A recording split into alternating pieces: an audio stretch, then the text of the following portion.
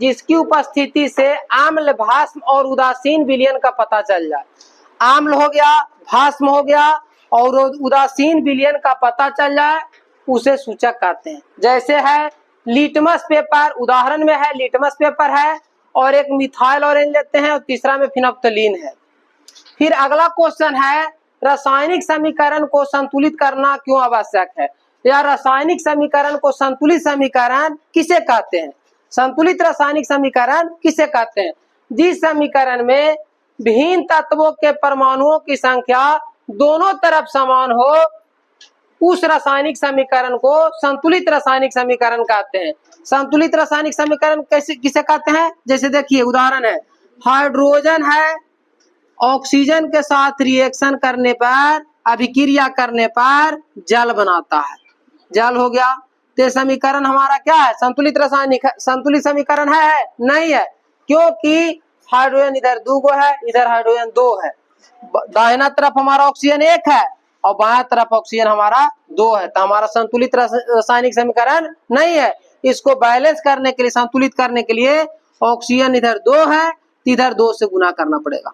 तो 2 ऑक्सीजन इधर भी हो गया, 2 ऑक्सीजन इधर हो गया, तो ऑक्सीजन तो बराबर कर गया, लेकिन हाइड्रोजन मेरा 4 हो गया, 2 दूनी 4, इधर हाइड्रोजन मात्र 2 है। इसको 4 करने के लिए हम क्या करेंगे? 2 से गुना करेंगे। ये हमारा कौन सा समीकरण हो गया? संतुलित समीकरण हो गया। कैसा समीकरण हो गया? संतुलित समीकरण। संतुलित समीकरण किसे कहते हैं?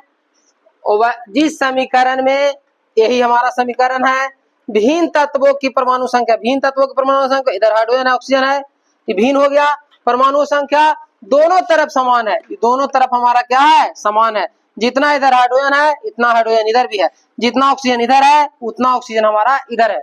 भिन्न तत्वों के परमाणु संख्या दोनों तरफ समान हो, उस रासायनिक समीकरण को संतुलित रासायनिक समीकरण कहते हैं।